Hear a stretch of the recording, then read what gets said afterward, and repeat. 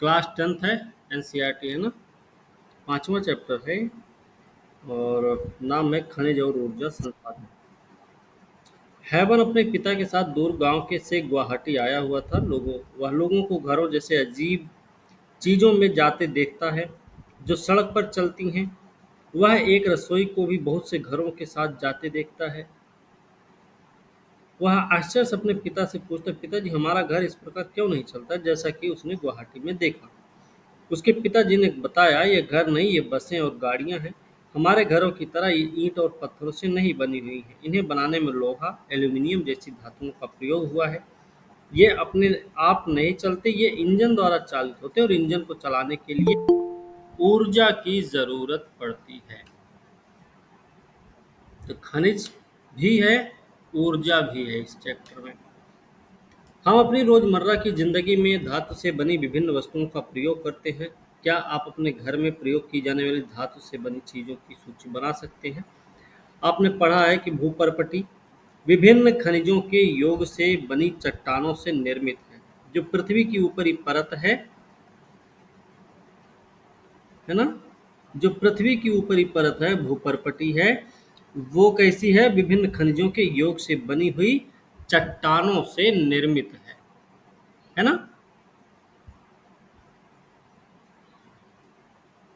इन खनिजों का उपयुक्त शोधन करके ही ये धातुएं निकाली जाती हैं। खनिज हमारे जीवन के अति अनिवार्य भाग। लगभग हर चीज जो हम इस्तेमाल करते हैं, एक छोटी सुई से लेकर बड़ी इमारत तक, फिर एक बड़ी जहाज हो, सभी खनिजों से ही बने होते हैं। रेलवे लाइन, सड़क के पत्थर, हमारे औजार, मशीनें सभी खनिजों से बने हैं। कार, बस, रेलगाड़ी, हवाई जहाज सभी खनिजों से निर्मित हैं। धरती से प्राप्त ऊर्जा के साधनों द्वारा चालित होते हैं। यहाँ तक कि भोजन में भी खनिज होते हैं जिसे हम खाते हैं। मनुष्य ने विकास की सभी अवस्थाओं में अपनी जीविका, सजावट, त्योहार, ये सब में खनिजों का प्रयोग किया हुआ है। खनिज और दंत मंजन से एक उज्जवल मुस्कान। खनिज और दंत मंजन से एक उज्जवल मुस्कान। दंत मंजन अपने दांत साफ करते हैं। कुछ घर्षक खनिज जैसे सिलिका, चूना पत्थर, एल्यूमिनियम ऑक्साइड, विभिन्न फॉस्फेट खनिज स्वच्छता में मदद करते हैं। कौन कौन? सिलिका है, चूना पत्थर है, एल्यूमिनियम ऑक्साइड है और कुछ फास्फेट खनिज जो होते हैं वो स्वच्छता में मदद करते हैं।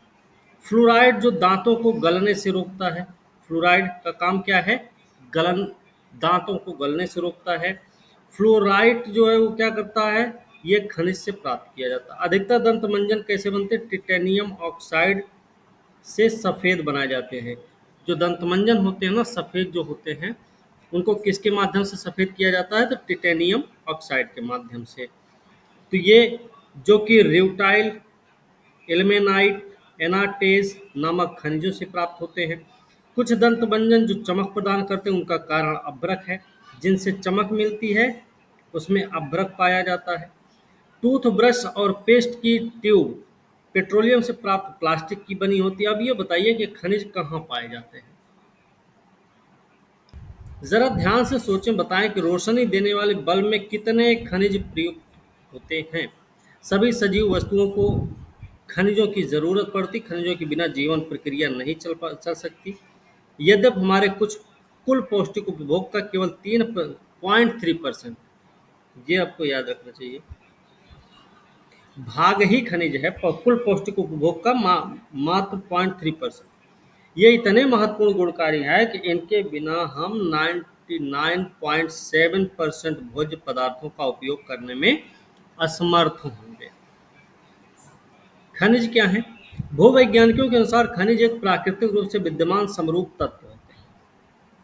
क्या है? खनिज एक प्राकृतिक रूप से विद्यमान समरूप तत्व है जिसकी एक क्या होती? निश्चित आंतरिक संरचना होती है।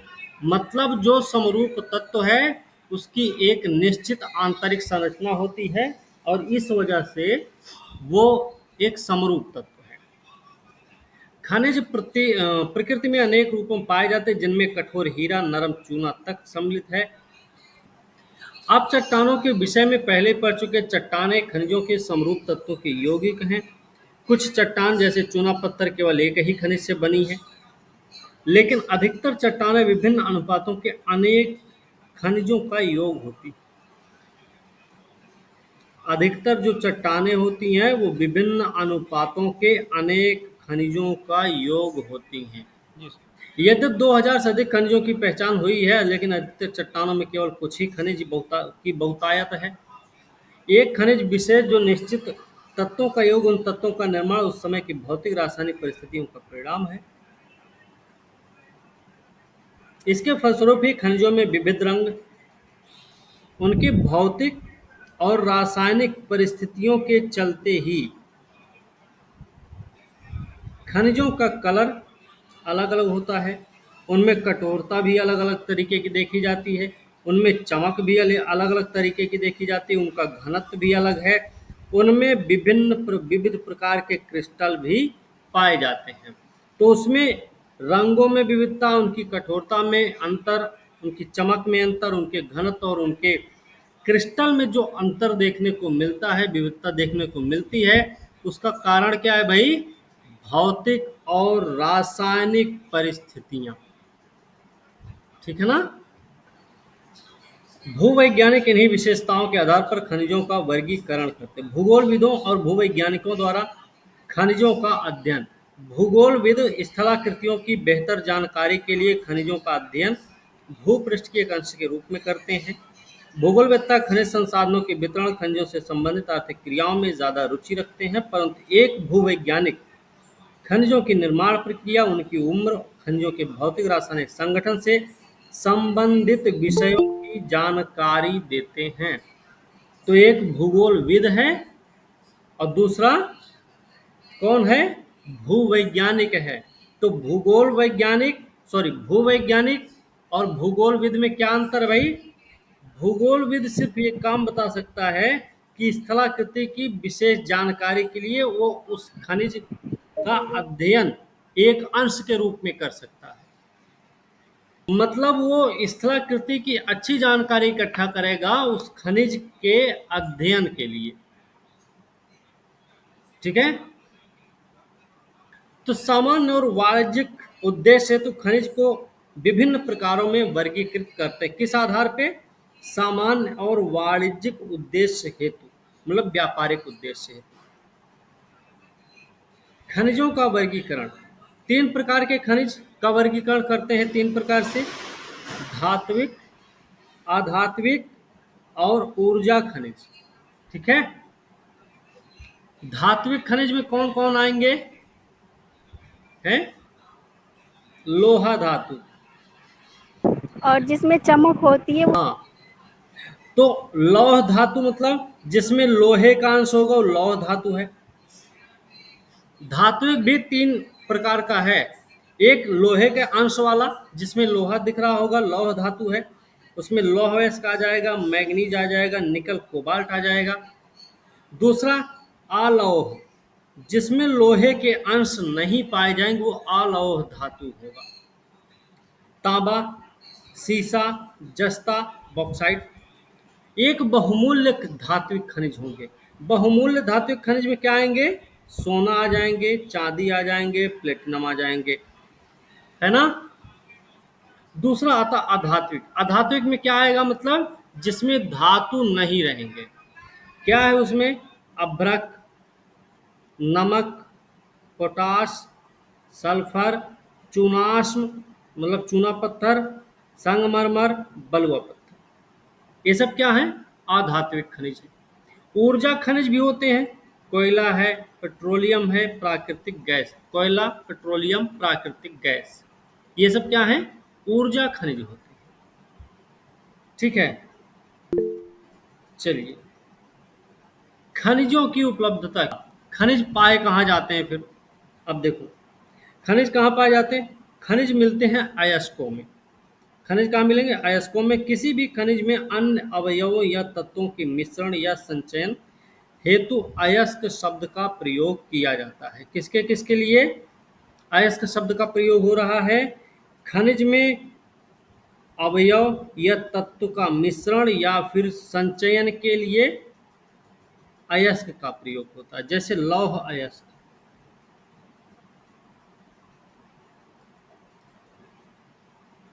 है ना? खनन का आर्थिक महत्व तभी है खनन का आर्थिक महत्व तभी है जब अयस्क में खनिजों का संचयन पर्याप्त मात्रा में होता है। मतलब खनन का आर्थिक महत्व उससे पहले नहीं रहेगा जब अयस्क में खनिज का संचयन कम मात्रा में होगा। बात तो यही हो रही है। मतलब खनन का आर्थिक महत्व कब है? जब अयस्क में खनिजों का पर्याप्त संचयन। खनिजों के खनन की सुविधा इनके निर्माण और संरचना पर निर्भर करती है। जो खनिजों के खनन की सुविधा होती है वो निर्भर करती है उसके निर्माण पर, उसकी संरचना है कि खनिजों के खनन की जो सुविधा होती है वो निर्माण और संरचना पर निर्भर करती है। खनन सुविधा इसके मूल्य को निर्धारित करती है। अब खनन सुविधा इसके मूल्य को कैसे निर्धारित करेगी भाई? मतलब यहाँ पे है कि जो वहाँ पे खनन जहाँ पे किया गया है वहाँ पर किस प्रकार की सुविधाएं रही हैं। आउट ऑफ मतलब बजट। खनन सुविधा इसके मूल्य को निर्धारित करती है। तो हमारे मुख्य शैल समूहों को समझना अत्यंत आवश्यक है जिनमें ये खनिज पदार्थ पाए जाते हैं। खनिज प्रायः निम्न शैल समूहों में मिलते हैं। कहाँ मिलते हैं भाई? आग्नेय कायांतरित चट्टानों में। आग्नेय कायांतरित चट्टानों में जो खनिज होते हैं वो दरारों में पाए जाते हैं, जोड़ों में पाए जाते हैं, भ्रंशों में पाए जाते हैं, विदरों में पाए जाते हैं। अब ये क्या है भाई? दरार तो सबको पता चल रहा है, जोड़ा भी पता चल रहा है, भ्रंश भी पता चल रही। विदर क्या है? विदर क्या है भाई? छोटे जमाव सिराओं के रूप में, बृहद जमाव परत के रूप में। छोटे जमाव कैसे मिलते हैं? सिराओं के रूप में, सिरा के रूप में देखने को मिलते हैं। और बड़े जमाव जो होते हैं वो परत के रूप में देखने को मिल जाते हैं। इनका निर्माण भी अधिकतर उस समय होता है जब ये तरल अथवा गैसीय अवस्था में दरारों के सहारे भूपृष्ठ की ओर धकेल दिए जाते हैं। ये तब होते हैं। मैं ठीक है, ध्यान रखिए इसे। दरार से सहारे भूपृष्ठ को धकेल जाते हैं। ऊपर आते हुए ये ठंडे होकर जम जाते हैं। मुख्य धात्विक खनिज जस्ता, तांबा, सीसा, जिंक इसी तरह सिराओं और जमावों के रूप में प्राप्त होते हैं। जस्ता, सीसा, तांबा, जिंक ये सब क्या है? ये सिराओं और जमावों के रूप में प्राप्त होते हैं। आग्नेय और कौन सी में? कायांतरित चट्टान में। दूसरा यहाँ पर देखें, अनेक खनिज अवसादी चट्टानों के अनेक खनिज संस्तरों या परतों में भी मिलते हैं। कई सारे खनिज ऐसे देखने को मिलेंगे जो अवसादी चट्टानों के खनिज संस्तर में भी या खनिज की परतों में भी देखने को मिलते हैं। इनका निर्माण कैसे होता है? इनका निर्माण अगर देखा जाए तो क्षैतिज परतों में निक्षेपण, संचयन और जमाव का परिणाम होता है। जो अवसादित चट्टानों के खनिज संस्तरों में पाए जाते हैं उनका उनका कैसे निर्माण होता है? तो उनका निर्माण क्षैतिज परतों में निक्षेपण का परिणाम है, संचयन का परिणाम है और जमाव का परिणाम होता है। कोयला और कुछ अन्य प्रकार के लौह अयस्क का निर्माण लंबी अवधि तक अत्यधिक ऊष्मा और दबाव का परिणाम है। जो कोयला होता है, ठीक है, अवसादी चट्टानों में अवसादी चट्टानों में दूसरी श्रेणी के खनिजों में अवसादी चट्टानों में दूसरी श्रेणी के खनिज कौन कौन से? जिप्सम है, पोटाश है, नमक है, सोडियम, ये सब भी अवसादी चट्टानों में मिलते हैं। इन सब का निर्माण कहाँ होता है? शुष्क प्रदेशों में वाष्पीकरण के फलस्वरूप। मतलब जिप्सम, पोटाश, नमक, सोडियम, कोयला इन सब का निर्माण कहाँ होता है? शुष्क प्रदेशों में होता। पहली चीज तो। दूसरी चीज वाष्पीकरण के फलस्वरूप होता है। ठीक है। तीसरा क्या है? खनिजों के निर्माण की एक अन्य विधि धरातलीय चट्टानों का अपघटन भी होता है। खनिजों के निर्माण की दूसरी विधि है धरातलीय चट्टानों का अपघटन। ठीक है। अभी तक कितने पढ़े हमने खनिज निर्माण के की कितनी सारी विधियां देखी हैं? दो विधियां देखी शुरू में। दोनों के नाम पता है किसी को?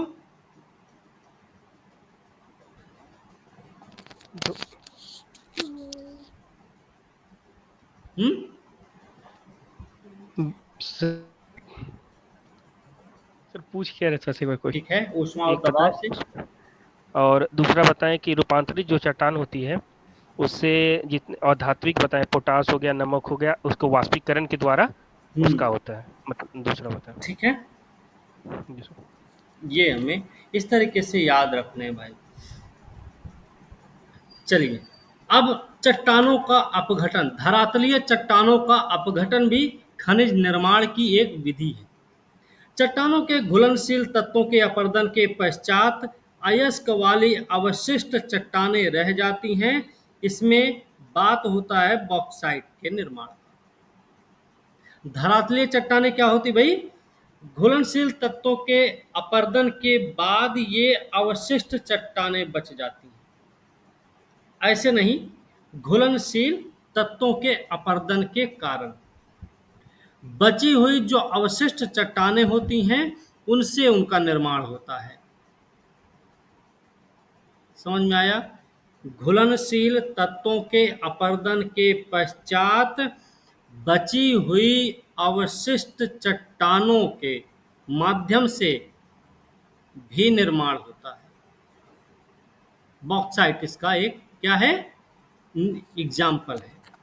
अगला है, अल्मुनि अल्मुनि तो पहाड़ियों के आधार घाटी तल की रेत में जलोढ़ जमाव के रूप में भी कुछ खनिज पाए जाते हैं। कहाँ पर? जलोढ़ जमाव के रूप में भी खनिजों का निर्माण होता है। ये जलोढ़ जमाव होगा कहाँ फिर? पहाड़ियों के आधार पर होगा, घाटी तल की रेत में होगा। ये जो निक्षेप हैं उनको प्लेसर निक्षेप बोलेंगे। ये कई बार पेपर में पूछा भी गया है, प्लेसर निक्षेप क्या होते हैं, ये कहाँ पर होते हैं। ठीक है, प्लेसर निक्षेप बोलेंगे ऐसे खनिज होते हैं ना जो जल द्वारा घर्षित नहीं होते हैं। प्लेसर निक्षेप एक ऐसे खनिज होते हैं जो जल द्वारा घर्षित नहीं होते हैं। इनमें आप देखेंगे तो सोना मिल जाएगा, चांदी, टेन, प्लेटिनम, ये सब मिलेगा। महासागरीय जल में भी विशाल मात्रा में खनिज पाए जाते हैं। महासागरीय जल में भी विशाल मात्रा में खनिज पाए जाते हैं, लेकिन इनमें से अधिकांश के व्यापक रूप से विसरित होने के कारण इनकी आर्थिक सार्थकता कम है। तो हमें ये चीज़ें याद रखनी थी। ठीक है, महासागरीय जल में भी विशाल मात्रा में खनिज पाए, लेकिन इनमें से अधिकांश के व्यापक रूप से विकसित होने के कारण इनकी आर्थिक सार्थकता कम है। महासागरीय जल में जो पाए जाने वाले खनिज हैं उनके विसरण होने के कारण आर्थिक सार्थकता उनकी कम होती है। जो महासागरीय क्षेत्र में पाए जाने वाले खनिज होते हैं उनका विसरण हो जाने की वजह से उनमें आर्थिक सार्थकता कम नजर आती है। फिर भी सामान्य नमक, मैग्नीशियम, ब्रोमाइन ज़्यादातर समुद्री जल से ही प्रग्रहित डिराइव्ड किए जाते हैं। महासागरीय तली भी मैग्नीज ग्रंथिकाओं में धनी होती है। महासागरीय तली जो होती है वहां पर क्या पाए जाते हैं? मैग्नीज ग्रंथिकाएं पाई जाती हैं। रोचक तथ्य, रैट होल खनन। ठीक है, क्या आप जानते हैं कि भारत के में अधिकांश खनिज जो है राष्ट्रीयकृत हैं? इनका निष्कर्षण सरकारी अनुमति के पश्चात ही संभव है। किंतु उत्तर पूर्वी भारत के अधिकांश जनजातीय क्षेत्रों में खनिजों का स्वामित्व व्यक्तिगत और समुदायों से को प्राप्त है। उत्तर पूर्वी राज्यों में क्या है? अधिकांश जनजातीय क्षेत्रों में खनिजों का स्वामित्व व्यक्तिगत है और समुदायों को मिला हुआ है। मेघालय में कोयला, लौह या चूना पत्थर, डोलोमाइट के विशाल निक्षेप हैं। ये आपको पता होना चाहिए। जोवाई और चेरापूंजी के कोयले का खनन परिवार के सदस्य द्वारा एक लंबी संकीर्ण सुरंग के रूप में किया जाता है, जिसे हम रैट होल खनन कहते हैं। नेशनल भारत अच्छे और विविध प्रकार के खनिज संसाधनों में सौभाग्यशाली है, यद्यपि इनका वितरण असमान है। मोटे तौर पर प्रायद्वीपीय चट्टानों में कोयले, धात्विक खनिज, अभ्रक, अन्य अनेक अधात्विक खनिजों के अधिकांश भंडार संचित हैं। प्रायद्वीप के पश्चिमी और पूर्वी पार्श्वों पर गुजरात, असम की तलछटी चट्टानों में अधिकांश खनिज तेल के निक्षेप देखने को मिलते हैं।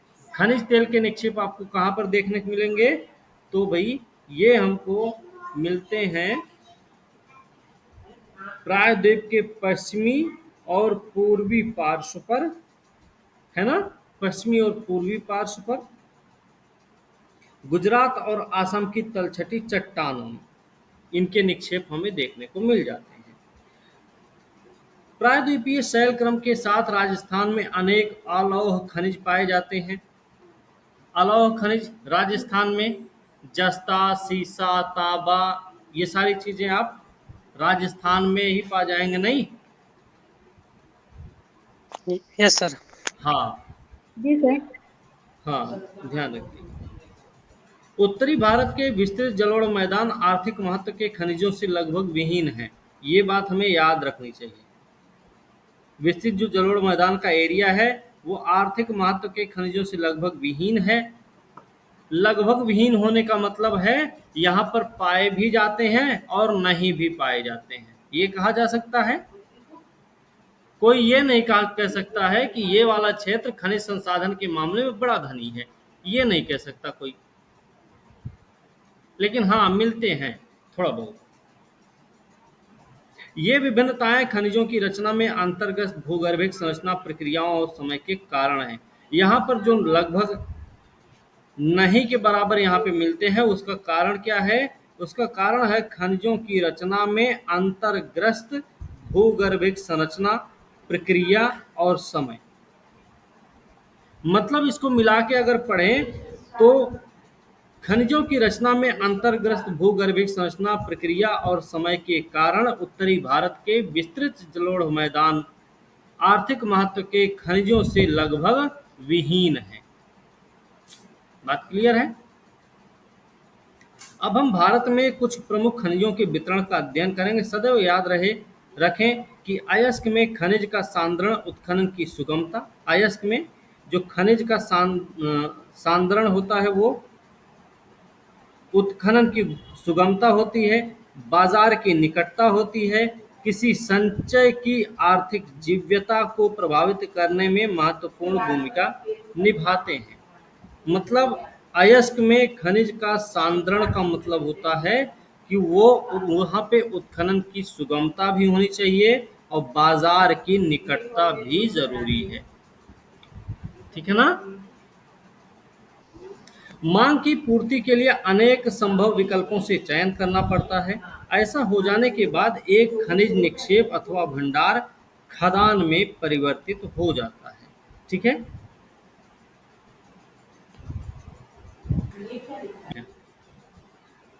लौह खनिज की बात करेंगे।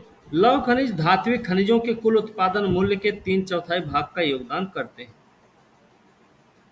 ये धातु शोधन उद्योगों के विकास को मजबूत आधार प्रदान करते हैं। धातु शोधन उद्योगों के विकास को मजबूत आधार प्रदान करते हैं। ये धातु शोधन का क्या मतलब है भाई? धातु शोधन का अर्थ है सर उसके स्रोतों से खनिज को बाहर निकालना, जैसे बॉक्साइट से एल्युमिनियम को बाहर निकालना, ऐसा। नहीं, बाहर तो निकाल लेते हैं, वो तो खनन हो गया, खनन उत्खनन कर लिए। शोधन का मतलब है ना साफ सफाई भी करते हैं उसकी, है ना? तो याद रखना, भारत अपनी घरेलू मांग को पूरा करने के बाद बड़ी मात्रा में धात्विक खनिजों का निर्यात करता है। इसमें बात करेंगे लौह अयस्क का। लौह अयस्क क्या है? एक आधारभूत खनिज है, ये हमें याद रखना चाहिए। औद्योगिक विकास की रीढ़ भी है, ये भी औद्योगिक विकास की रीढ़ है। भारत में लौह अयस्क के विपुल संसाधन विद्यमान है। भारत उच्च कोटि के लोहांश युक्त लौह अयस्क में धनी भी है। यहाँ मैग्नेटाइट सर्वोत्तम प्रकार का लौह अयस्क है, जिसमें 70% लोहांश पाया जाता है। मैग्नेटाइट सर्वोत्तम प्रकार का लौह अयस्क है, इसमें 70% लोहांश पाया जाता है। इसमें सबसे अधिक क्या होता है? चुंबकीय गुण होता है। ये विद्युत उद्योगों में विशेष रूप से उपयोगी होते हैं। कौन? मैग्नेटाइट की बात कर रहे हैं, ठीक है ना? मतलब मैग्नेटाइट के बारे में बात हो जाए तो मैग्नेटाइट के बारे में याद रखना चाहिए, सर्वोत्तम प्रकार का लौह अयस्क है, 70% लोहांश पाया जाता है, सर्वश्रेष्ठ चुंबकीय गुण पाया जाता है। सर्वश्रेष्ठ चुंबकीय गुण होने के कारण क्या होता है, विद्युत उद्योगों में विशेष रूप से उपयोगी होता है। ठीक है। हेमेटाइट सर्वाधिक महत्वपूर्ण लौह अयस्क है, औद्योगिक लौह अयस्क है। इसका अधिकतम मात्रा में उपभोग हुआ है, किंतु इसमें लोहांश की मात्रा कितनी होती है, मैग्नेटाइट की अपेक्षा थोड़ी सी कम, मतलब 50 से 60% होती है। मैग्नेटाइट में जहां पर 70% लोहांश होता है, हेमेटाइट पे वहीं पर 50 से 60% लोहांश पाया जाता है। सर ठीक है। लोहांश का मतलब लोहा का अंश हुआ। हाँ, लोहे का अंश। हम्म यहाँ पर ये इन्होंने एक दिया है, क्या आप जानते हैं कन्नड़ भाषा में कुதிरे का अर्थ क्या होता है, घोड़ा। कर्नाटक के पश्चिमी घाट की सबसे ऊंची चोटी कौन सी पश्चिमी घाट की, घोड़े के मुख से मिलती जुलती है, घोड़े के मुख से मिलती जुलती है। बेलाडिला की पहाड़ियां बैल के डील से मिलती जुलती है, जिसके कारण इसका ये नाम पड़ गया है। भारत में लौह अयस्क की पेटियां, ठीक है। अब देखिए, ओडिशा झारखंड पेटी।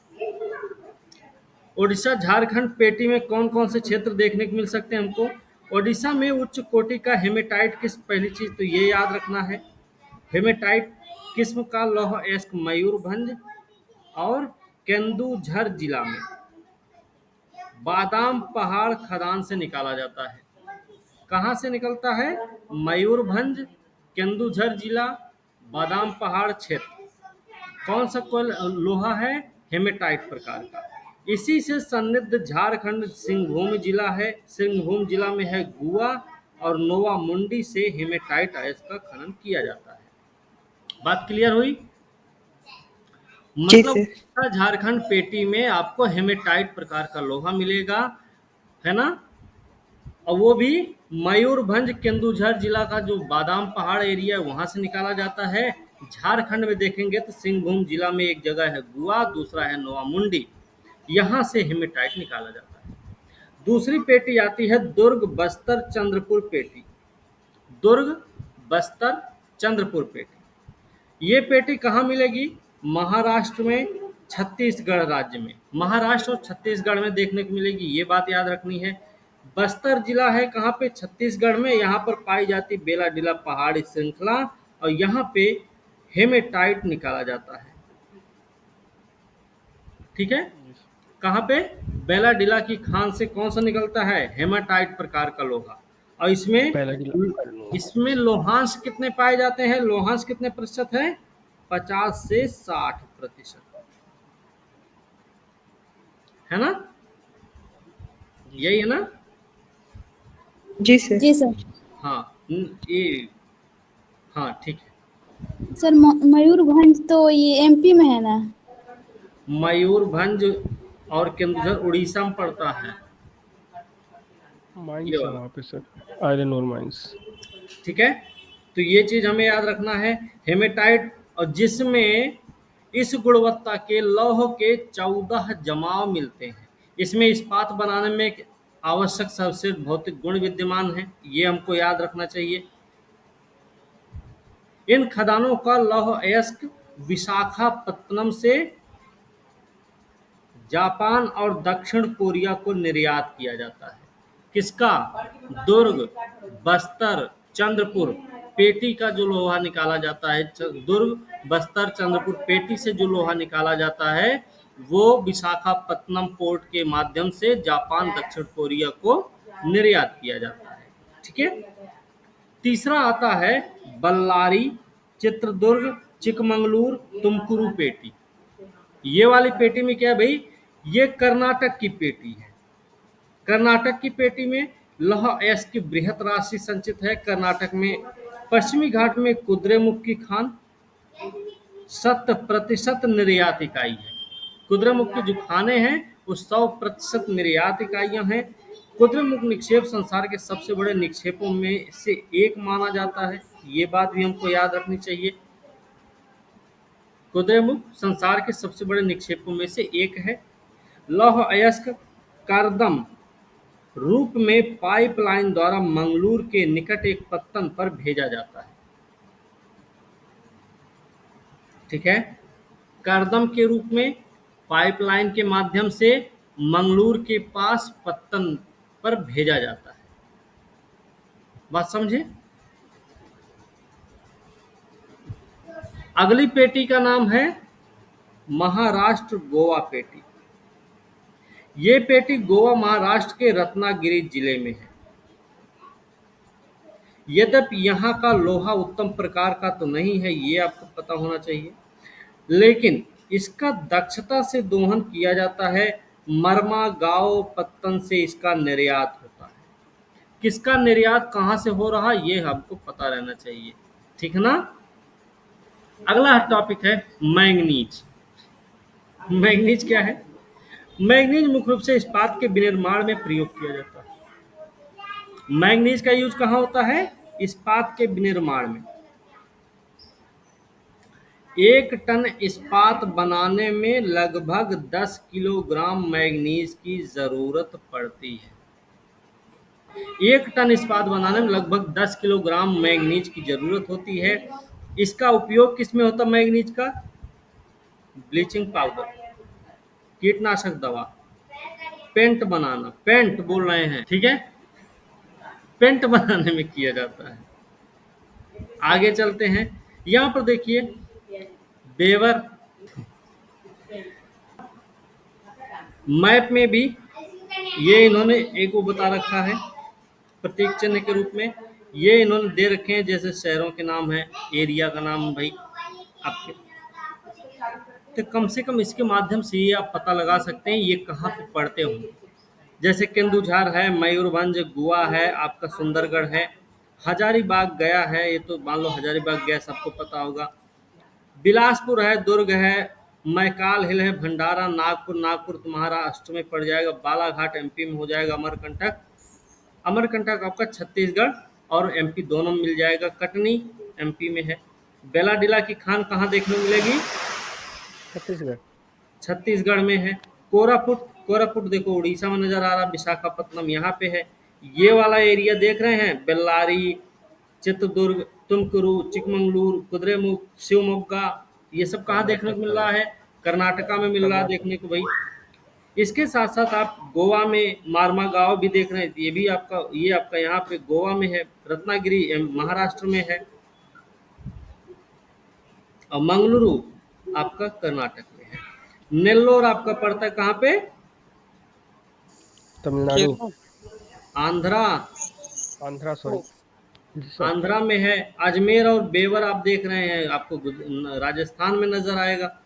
बस और तो कुछ है नहीं, ठीक है, इसको आप देख लीजिएगा। और ये बता रखा है कौन सा लोहा क्षेत्र है, कौन सा लौह अयस्क क्षेत्र है, खान है। अच्छा, लौह अयस्क क्षेत्र भी है, लौह अयस्क खान भी है, लौह अयस्क निर्यातक पत्तन भी है, मैंगनीज, बॉक्साइट, अभ्रक, ये सब इसमें दिखाया गया है, ठीक है। भारत में उड़ीसा मैंगनीज का सबसे बड़ा उत्पादक राज्य है। पुरानी बात है, आंकड़ा पुराना भाई। 2000-2001 में देश के कुल उत्पादन का 1/3 भाग यहीं से प्राप्त हो रहा था, ठीक है। अलौह खनिज की बात करें,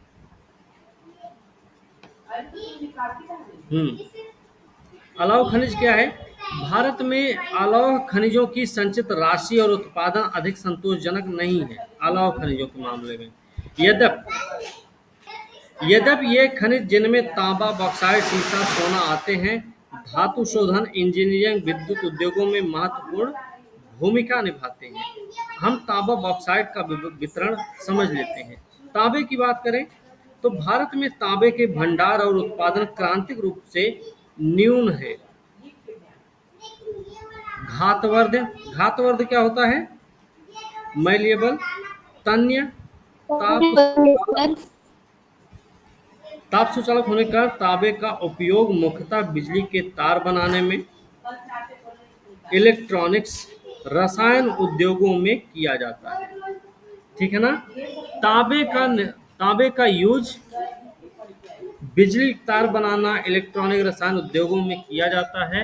ठीक है, तो तांबे का जो यूज होता है ना बिजली तार बनाने, इलेक्ट्रॉनिक रसायन उद्योग में किया जाता है, उसका कारण क्या है? उसका कारण है तांबे की घातवर्धता, तांबे की घातवर्धता, तांबे की तन्यता, तांबे का ताप सुचालकता। ठीक है, इन सब वजहों से तांबे का प्रयोग बिजली तार बनाने, इलेक्ट्रॉनिक्स और रसायन उद्योगों में किया जाता है। ठीक है, एक बार फिर से अगर मिला के पढ़ें, तांबे के तांबे का उपयोग बिजली का तार बनाने, इलेक्ट्रॉनिक्स रसायन उद्योगों में किया जाता है। क्यों? क्योंकि इसमें घातवर्धता पाई जाती है, तन्यता पाई जाती है और ताप सुचालकता भी विद्यमान होती है। बात समझ गए? जी सर, ये घातवर्ध का मतलब जी हाँ। मध्य प्रदेश की बालाघाट खदानें देश का लगभग 52% तांबा उत्पन्न करती हैं। बालाघाट खदान किसके लिए फेमस भाई? तांबे के उत्पादन के लिए फेमस है। ठीक है, झारखंड का सिंहभूम जिला भी तो बालाघाट जो खदान है मध्य प्रदेश की अपने तांबे के उत्खनन के लिए जानी जाती है। वहीं पे झारखंड का सिंहभूम जिला जो है वो भी किस लिए फेमस है? तांबे के उत्पादक के लिए भी, लोहे के लिए भी है भाई, ऐसा नहीं बोल सकते नहीं। और राजस्थान का जो खितड़ी है वो तो भाई तांबे के लिए प्रसिद्ध है ही। बात क्लियर है? कई बार इनकी प्रसिद्धि का कारण भी पूछा जाता है कि क्यों प्रसिद्ध है, दे दिया जाता है खनिज स्थान, मिलान करना होता है, कई बार सही सुमेलित है कि नहीं वो भी बताना पड़ता है। तो कई तरीके से सवाल होते हैं, हमको ये चीजें पता रखनी है। ठीक है, चलिए बॉक्साइट की बात करें। बॉक्साइट यद्यप अनेक अयस्कों में एल्यूमिनियम मिलता है, परंतु सबसे अधिक एल्यूमिना क्ले जैसे दिखने वाले पदार्थ बॉक्साइट से ही प्राप्त किया जाता है। एल्यूमिनियम लगभग कई सारे अयस्कों में मिलता है, लेकिन बॉक्साइट में जो मिलता है मुख्य रूप से एल्यूमिना क्ले।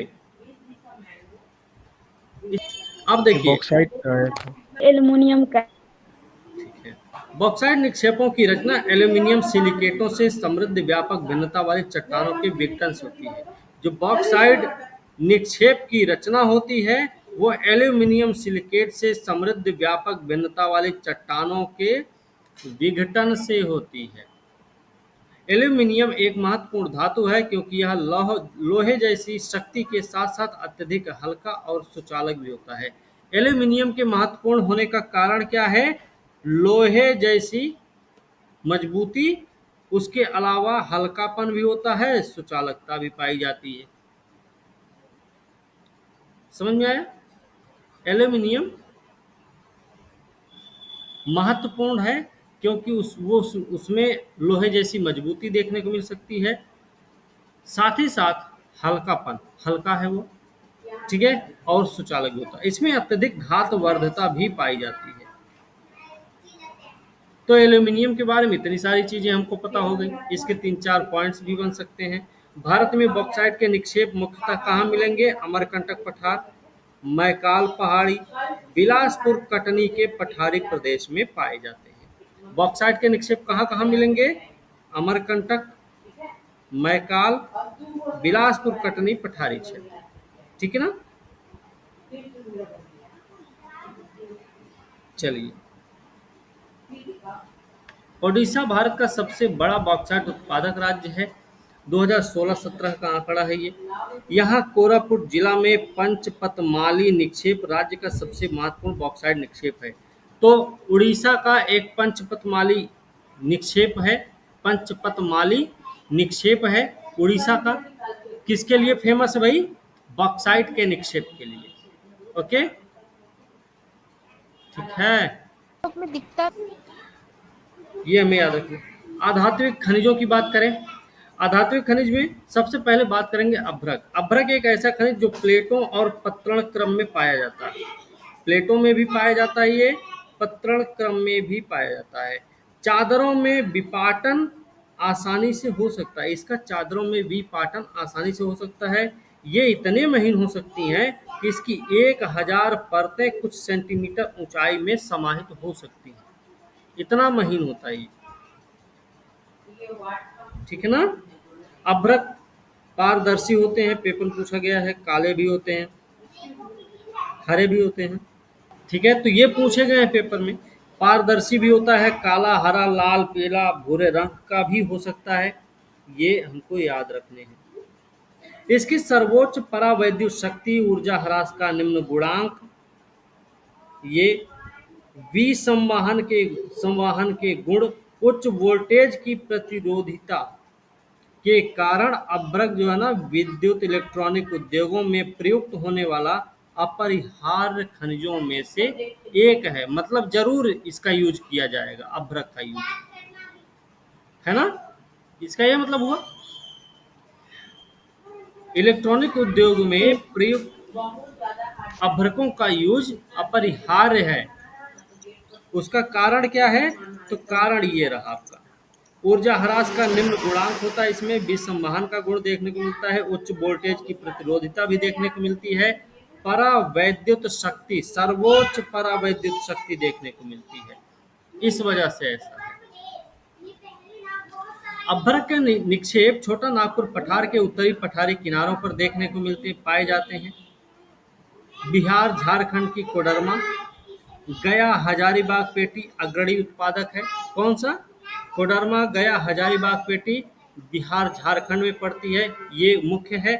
झारखंड में भी मिलता है अजमेर के आसपास, अजमेर के आसपास अभ्रक पाया जाता है। इसके साथ साथ नेल्लोर, नेल्लोर जो है ना, ये भी अभ्रक पेटी देश में बड़ी फेमस है, ठीक है ना। ये कुछ ऐसे क्षेत्र हैं जहां पर अभ्रक निकाले जाते हैं, ठीक है ना, अभ्रक पेटियों के रूप में प्रसिद्ध है। ओके। चट्टानी खनिज में चूना पत्थर, चूना पत्थर क्या है, कैल्शियम या कैल्शियम कार्बोनेट मैग्नीशियम कार्बोनेट से बना एक चट्टान में पाया जाता है। कैल्शियम कैल्शियम कार्बोनेट और मैग्नीशियम कार्बोनेट की से बने चट्टान में पाया जाता है चूना पत्थर। अधिकांशतः अवसादी चट्टानों में मिलता है, ये आपको याद रखना होगा। चूना पत्थर सीमेंट उद्योग का एक आधारभूत कच्चा माल होता है, सीमेंट उद्योग का एक आधारभूत कच्चा माल होता है चूना पत्थर, और लोहा प्रगलन की भट्टियों के लिए अनिवार्य होता है। लौह प्रगलन मतलब लोहा गलाने वाली जो भट्टियां होती हैं उनके लिए भी इम्पोर्टेंट होता है, ठीक है ना। खनन को घातक उद्योग बनने से रोकने के लिए दृढ़ सुरक्षा विनियम, पर्यावरणीय कानूनों का क्रियान्वयन भी अनिवार्य है। मतलब खनन उद्योग है वो घातक ना होने पाए, किलर इंडस्ट्री ना बनने पाए, उसके लिए कुछ सुरक्षा विनियम भी बनाए गए हैं और पर्यावरणीय कानून भी बनाए गए हैं, ठीक है। खनन के जोखिम या फिर खतरे, क्या आपने कभी खनिकों द्वारा अपने आपके जीवन को सुविधाजनक बनाने के लिए किए गए प्रयासों के बारे में सोचा है? खनन का खनिजों के स्वास्थ्य और पर्यावरण पर क्या प्रभाव पड़ता है? खदानों में काम करने वाले श्रमिक खदानों में काम करने वाले श्रमिक लगातार धूल और हानिकारक धुएं में सांस लेते हुए फेफड़ों संबंधी बीमारियों के शिकार हो जाते हैं। खदानों की छतों के गिरने, सैलाब आने, कोयले की खदानों में आग लगने आदि खतरे खदान श्रमिकों के लिए स्थायी हैं। कौन कौन से? छत गिर सकती है, सैलाब आ सकता है जल प्लावित होकर, कोयले की खदानों में आग लग जाए, तो ये सारे क्या हैं भाई? स्थायी खतरे हैं। खदान क्षेत्रों में खनन के कारण जल स्रोत भी क्या होता है? संदूषित हो जाता है, ये भी खतरा है, जोखिम है। अवशिष्ट पदार्थ खनिज तरल के मलबे के खत्ता लगाने से भूमि और मिट्टी का अपक्षय हो जाता है, ये भी हमको याद रखने की जरूरत है। तथा सरिताओं और नदियों का प्रदूषण बढ़ता है। यहाँ पर एक शब्द यूज हुआ, खत्ता, ये क्या है भाई? जो गड्ढा खोदते हैं ना, उसी में किधर वो क्या कहते हैं, नाली नाली टाइप का होता है, उसे ही बोल सकते हैं। हम लोग के गांव में यूज होता है यही। ठीक है। यस सर सरिता यहाँ पे हम सभी को उद्योग और कृषि की खनिज निक्षेपों और उनसे विनिर्मित पदार्थों पर भारी निर्भरता सुपेक्षित है। खनन योग्य निक्षेप की कुल राशि असार्थक अंश है, अर्थात भूपर्पटी का 1% है। जिन खनिज संसाधनों के निर्माण और सांद्रण में लाखों वर्ष लगते हैं, हम उनका शीघ्रता से उपभोग कर रहे हैं। खनिज निर्माण की भूगर्भिक प्रक्रियाएं इतनी धीमी हैं खनिज निर्माण की भूगर्भिक प्रक्रिया इतनी धीमी है कि उनके वर्तमान उपभोग की दर की तुलना में उनके पुनर्भरण की दर अपरिमित रूप से थोड़ी सी है। मतलब यहाँ पे अगर देखें तो उपभोग की दर की तुलना में पुनर्भरण की दर कैसी है? अपरिमित रूप से कम है। जितनी तेजी से यूज हो रहा है उतनी तेजी के साथ उसका पुनर्भरण नहीं किया जा पा रहा है। नहीं, बात यही होगी इसका। चलो, इसीलिए खनिज संसाधन सीमित और अनवीकरणीय है। अब खनिज संसाधन सीमित और अनवीकरण योग्य है, इसका मतलब है कि इनका उपभोग दर ज्यादा है, पुनर्भरण दर कम है ना? यही हो सकता है। समृद्ध खनिज निक्षेप हमारे देश की अत्यधिक मूल्यवान संपत्ति है, लेकिन ये अल्पजीवी हैं। अयस्कों के सतत उत्खनन से लागत बढ़ती है। अयस्कों के सतत उत्खनन से लागत बढ़ती है, क्योंकि खनिजों के उत्खनन की गहराई बढ़ने के साथ साथ उनकी गुणवत्ता कम होती चली जाती है। अब अयस्कों के सतत उत्खनन से लागत में वृद्धि होती है। क्यों? ऐसा क्यों है भाई? क्योंकि खनिजों के उत्खनन की गहराई बढ़ने के साथ उनकी गुणवत्ता घटती जाती है। स्टेटमेंट असर्शन या कथन और कारण के रूप में पूछा गया प्रश्न है ये बन जाएगा कि अयस्कों के सतत खनन से लागत में वृद्धि होती है। कारण दे दिया जाए खनिजों के उत्खनन की गहराई बढ़ने के साथ साथ उनकी गुणवत्ता में कमी आती है। ये सही रहा स्टेटमेंट। आपने खनिज संसाधनों को सुनियोजित सतत पोषणीय ढंग से प्रयोग करने के लिए तालमेल युक्त प्रयास करना होगा। निम्न कोटि के अयस्कों का कम लागतों पर प्रयोग करने के लिए उन्नत प्रौद्योगिकियों का सतत विकास करते रहना होगा। ठीक है ना? निम्न कोटि के अयस्कों का कम लागतों पर प्रयोग करने के लिए उन्नत प्रौद्योगिकी का सतत विकास करते रहना होगा। धातुओं का पुनःचक्रण, रद्दी धातुओं का प्रयोग, धातुओं का पुनःचक्रण, रद्दी धातुओं का प्रयोग, अन्य प्रतिस्थापनों का उपयोग भविष्य में हमारे खनिज संसाधनों के संरक्षण के उपाय हैं। भविष्य में खनिज संसाधन के संरक्षण के उपाय क्या क्या हमने पढ़ लिए हैं? एक तो पढ़ लिया हमने पुनःचक्रण, धातुओं का पुनःचक्रण। दूसरा हमने पढ़ा रद्दी धातुओं का प्रयोग, और एक पढ़ लिया हमने अन्य प्रतिस्थापनों का उपयोग, है ना? चलो, ऊर्जा संसाधन। ऊर्जा सभी क्रियाकलापों के लिए जरूरी है। खाना पकाने में, रोशनी, ताप के लिए, गाड़ियों संचालन, उद्योगों में, मशीनों के संचालन में ऊर्जा की आवश्यकता होती है। ऊर्जा का उत्पादन ईंधन, खनिज जैसे कोयला, पेट्रोलियम, प्राकृतिक गैस, यूरेनियम, विद्युत से किया जाता है। ऊर्जा संसाधनों को परंपरागत और गैर परंपरागत साधनों में वर्गीकृत किया जा सकता है। ऊर्जा संसाधन का दो रूपों में वर्गीकरण होता है, एक परंपरागत होता है और एक होता है गैर परंपरागत।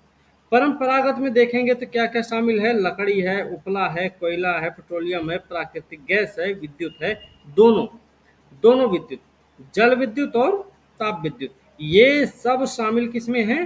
परंपरागत में। लेकिन गैर परंपरागत में क्या है?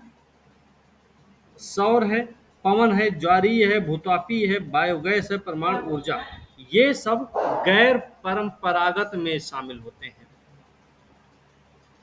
ऊर्जा जो संसाधन है दो प्रकार हैं, परंपरागत, गैर परंपरागत। परंपरागत में क्या क्या शामिल होगा भाई? लकड़ी, उपला, कोयला, प्राकृतिक गैस, पेट्रोलियम, ये सब। गैर परंपरागत में क्या होगा? सौर ऊर्जा, है ना, ज्वारीय ऊर्जा, पवन ऊर्जा, भूतापीय ऊर्जा, परमाणु ऊर्जा, बायोगैस ऊर्जा, ये सब क्या है? गैर परंपरागत स्रोत। ग्रामीण भारत में लकड़ी और उपले बहुतायत में प्रयोग किए जाते हैं। एक अनुमान के अनुसार ग्रामीण घरों में आवश्यक ऊर्जा का 70% से अधिक इन दो साधनों से प्राप्त होता। लेकिन अब घटते वन क्षेत्र के कारण इसका उपयोग करते रहना कठिन होता जा रहा है। इसके अतिरिक्त उपलों का उपभोग भी हतोत्साहित किया जा रहा है, क्योंकि इससे सर्वाधिक मूल्यवान खाद्य का उपभोग होता है जिसे कृषि में प्रयोग किया जा सकता है। ठीक है, मतलब यहाँ पे कहने का क्या है, मतलब उपले का यूज, उपला मतलब गोबर से बनता है ना। ठीक है, परंपरागत ऊर्जा के स्रोत, ये उपलों के प्रयोग को, उपलों के उपभोग को हतोत्साहित क्यों किया जा रहा है, क्योंकि ये सबसे अधिक मूल्यवान खाद्य का उपभोग इससे होता है। मतलब हम इसको अगर डालेंगे ना तो खेत में डाल देंगे तो फसलों की अच्छी खासी पैदावार हो जाती उर्वरकता शक्ति बढ़ाता है सर है। हाँ बिल्कुल, फसल। बिल्कुल। परंपरागत ऊर्जा के स्रोत, कोयला। भारत में कोयला बहुतायत में पाया जाने वाला जीवाश्म ईंधन है, ये आपको याद रखना चाहिए। यह देश की ऊर्जा आवश्यकताओं का महत्वपूर्ण भाग प्रदान करता है। इसका उपयोग ऊर्जा उत्पादन उद्योगों, घरेलू जरूरतों के लिए ऊर्जा की आपूर्ति के लिए किया जाता है। कोयला का यूज किसके किसके लिए होता है, ऊर्जा के उत्पादन के लिए, उद्योगों के लिए, घरेलू जरूरतों के लिए, है ना, इन सब के लिए ऊर्जा की जरूरत है। भारत अपनी वाणिज्यिक ऊर्जा आवश्यकताओं की पूर्ति के लिए मुख्य रूप से कोयले पर निर्भर है। ठीक है ना, वाणिज्यिक ऊर्जा आवश्यकता को पूर्ति के लिए भारत किस पर निर्भर है, कोयले पर। जैसे कि आप पहले से ही जानते हैं कि कोयले का निर्माण पादप पदार्थों के लाखों वर्ष तक संपीड़न से हुआ। जो कोयले है ना, इनका निर्माण कैसे हुआ है, पादप पदार्थों के लाखों वर्ष तक संपीड़न से हुआ। संपीड़न मतलब क्या होता है, दाब सर। हम्म हम्म हाँ हाँ, दाब। दबाव। हम्म इसीलिए संपीड़न की मात्रा, गहराई और दबने के समय के आधार पर कोयला अनेक रूपों में पाया जाता है। संपीड़न की मात्रा, कोयले के जो अलग अलग प्रकार हैं उसका कारण क्या है, संपीड़न की मात्रा, गहराई और तापमान, सॉरी, दबने के समय। दबने का समय। दलदलों में क्षय होते पादपों से पीट उत्पन्न होता है। दलदलों में क्षय होते पादपों से पीट उत्पन्न होता है, जिसमें कम कार्बन होता है। पीट के बारे में बता रहे हैं, कम कार्बन, नमी की उच्च मात्रा, निम्न ताप क्षमता होती है। कम कार्बन होता है, नमी की उच्च मात्रा होती है, निम्न ताप क्षमता होती है। लिग्नाइट एक निम्न कोटि का भूरा कोयला है। लिग्नाइट क्या है, एक निम्न कोटि का भूरा कोयला है। लिग्नाइट क्या है, निम्न कोटि का भूरा कोयला होता है लिग्नाइट। लिग्नाइट मुलायम तो होता ही है और साथ ही साथ ये अधिक नमी युक्त भी होता है। ठीक है, नमी युक्त भी होता है।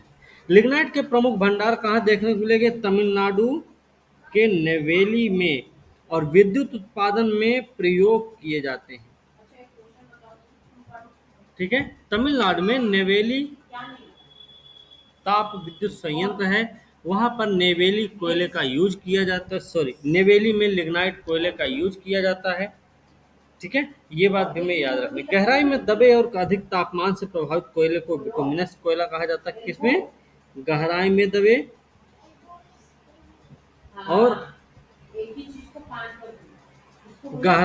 दबे और अधिक तापमान से प्रभावित कोयले को बिटुमिनस कोयला कहा जाता है।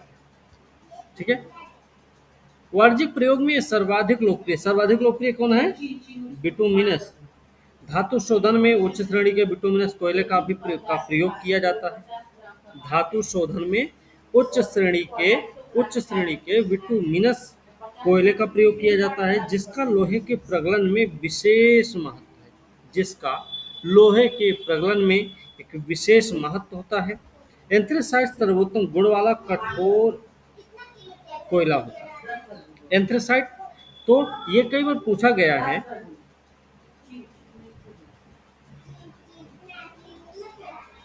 एंथ्रेसाइट।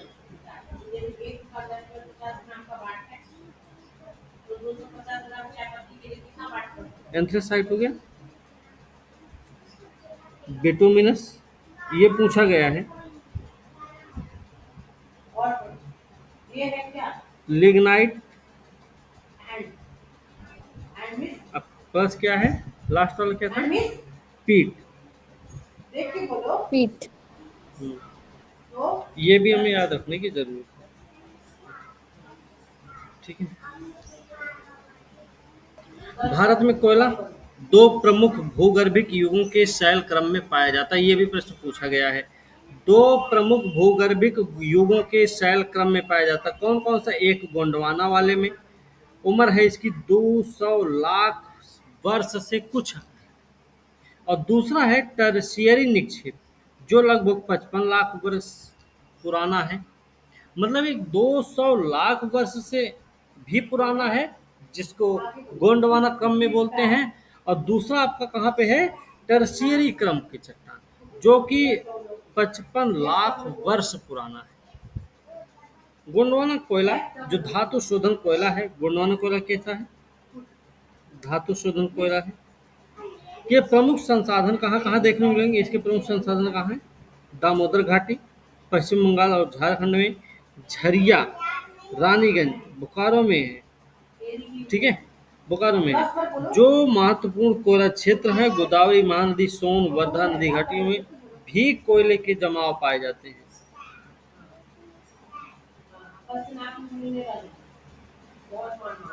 ठीक है ना, सोन वर्धा। ठीक है, ये हमें याद रखना है। साइट वाला एक मैप आपको दिख रहा होगा यहाँ पे, ये मैप दिख रहा है ना आप लोगों को? यहाँ से यहाँ तक है ना, ये पेपर में आया हुआ प्रश्न भी है। ठीक है, बात समझ में आ रही है? यस। हजीरा, क्वेश्चन कैसे बना था सर, ये बता दीजिए। हजीरा से जगदीशपुर गैस पाइपलाइन के रास्ते में कौन सा शहर पड़ता है? तो देखो, औरैया भी पड़ रहा है। हजीरा से चलो, अंकलेश्वर, बडोदरा, कलोल, झाबुआ, झाबुआ मतलब मध्य प्रदेश से होकर भी जा रही है, विजयपुर, विजयपुर के बाद अंता, अंता ये भी एमपी में है। उसके बाद ये एमपी से होते हुए, ये देखिए बीच में ललितपुर है, ये ललितपुर है, ये ललितपुर एरिया है यूपी का, औरैया। ठीक है, ये औरैया, देखो यहाँ जगदीशपुर है। फिर ये देखो इधर शाहजहांपुर भी है, आंवला, आंवला देखो ये है आपका, बबराला है, गुरुग्राम है, दिल्ली है, साहिबाबाद है, सोनीपत है। ठीक है, ये हमको याद रखने हैं कि इस लाइन पे, इस गैस पाइपलाइन पे कौन कौन से शहर आपको देखने को मिल सकते हैं। एक बार ऐसे भी प्रश्न पूछा गया था, ये बबराला के बारे में भी सवाल आया हुआ था। ठीक है, उसमें सर बबराला भी था, साहिबाबाद भी दिया गया था, तो हमें इन पर भी ध्यान रखने हैं। ये देखिए, ये आपका क्या है? तेल क्षेत्र का प्रतीक है ना, लाल वर्ग दिया गया है ना स्क्वायर में। तो ये देखिए आपको कहाँ कहाँ देखने को मिलता है। यहाँ पर देखें तो एक जगह है कलोल, एक जगह है अंकलेश्वर, इसके अलावा और कहीं नजर आ रहा आपको?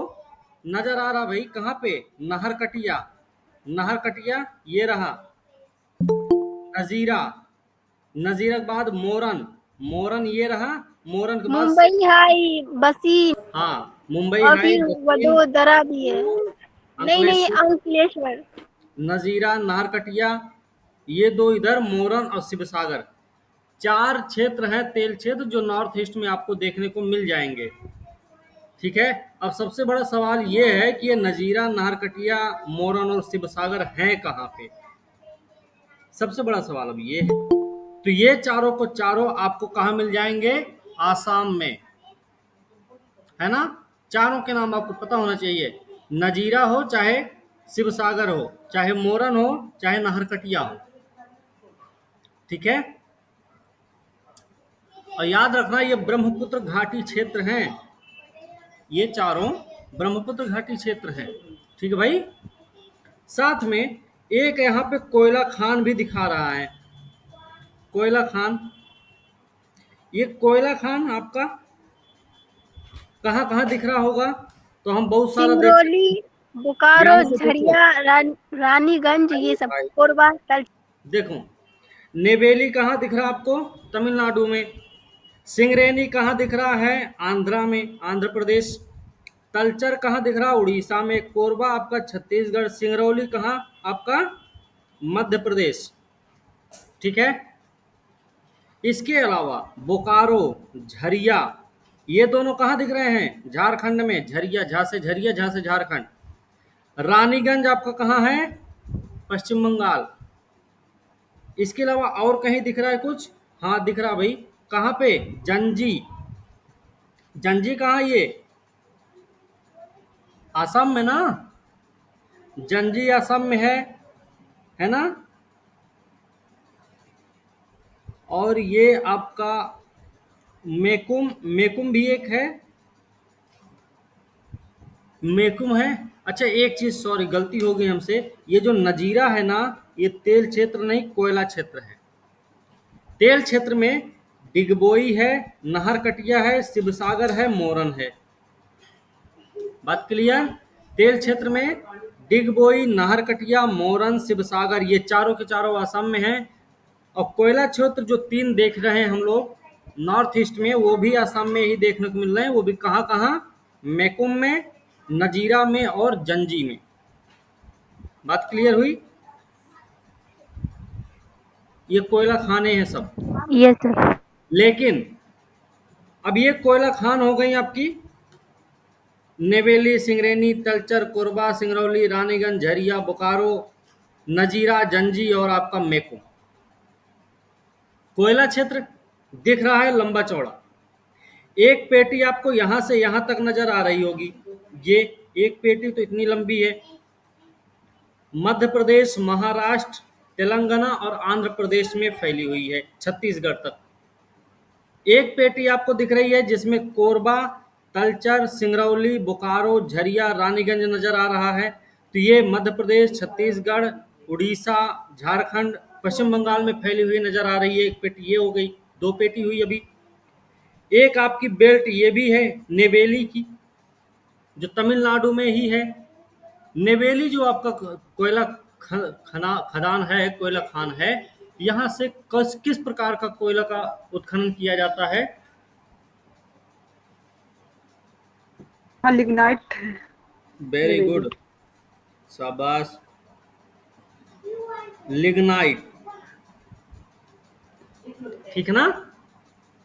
एक बेल्ट आपको मिलेगी नॉर्थ ईस्ट में। नॉर्थ ईस्ट में मेघालय और आसाम को मिलाकर है वो। लेकिन खदानें कितनी हैं? तीन हैं, नजीरा, जंजी और मेको। और है अभी मुख्य सुरक्षित प्राकृतिक गैस, ये कहाँ कहाँ नजर आ रहा है? ऐसे वाला तो एक तो नजर आ रहा राजस्थान। मुंबई के पश्चिम क्षेत्र में, राजस्थान। अरब सागर में। एक आपका यहाँ नजर आ रहा है बंगाल की खाड़ी में, तमिलनाडु के तट पे। एक आपका इधर कलोल बडोदरा वाला एरिया जो गुजरात में दिख रहा है। एक आपका राजस्थान के इधर दिख रहा, पाकिस्तान बॉर्डर साइड में। इसके अलावा और कहीं है? हाँ है ना भाई, त्रिपुरा में। त्रिपुरा में भी दिख रहा है ये, ठीक है ना? सर ये त्रिपुरा ये सब लिखा कहाँ है? अच्छा, एक है HVJ प्राकृतिक गैस पाइपलाइन। HVJ गैस प्राकृतिक गैस पाइपलाइन, जिसको हमने बताया था Hazira Bijapur Jagdishpur gas pipeline. Hazira Bijapur Jagdishpur gas pipeline के बारे में हमको क्या पता होना चाहिए भाई? देखो, इसको बिछाने का काम किसने किया है? गेल ने। GAIL Gas Authority of India Limited द्वारा इसको बिछाया गया है। इसके रास्ते में कितने कितने शहर, कौन कौन से शहर आ रहे हैं? तो हजीरा भी दिख रहा है, अंकलेश्वर रास्ते में ही दिख रहा है, लेकिन बडोदरा, झाबुआ यहीं पे है। देखो विजयपुर है, ये देखिए एक अंता निकल गया है। अंता आपका कहाँ दिख रहा है? अंता ये रहा, राजस्थान। फिर औरैया, औरैया यूपी में पड़ेगा। जगदीशपुर यूपी में है, शाहजहांपुर यूपी में, आंवला बबराला भी यूपी में दिखेगा, साहिबाबाद यूपी में है, गुरुग्राम आपका हरियाणा में नजर आएगा, दिल्ली तो दिल्ली है, और सोनीपत भी आपका हरियाणा में ही नजर आएगा। ठीक है, इस पे इतने सारे शहर आपको देखने को मिल जाएंगे। ठीक है ना, क्लियर है। टर्शियरी सर ये कोयला आंगनबाड़ी है क्या? टर्शियरी कोयला क्षेत्र उत्तर पूर्वी राज्य में देखने को मिलेगा। कौन से 3 क्षेत्र हमने देखे? उत्तर पूर्व क्षेत्र, उत्तर पूर्व में मेकुम, नजीरा और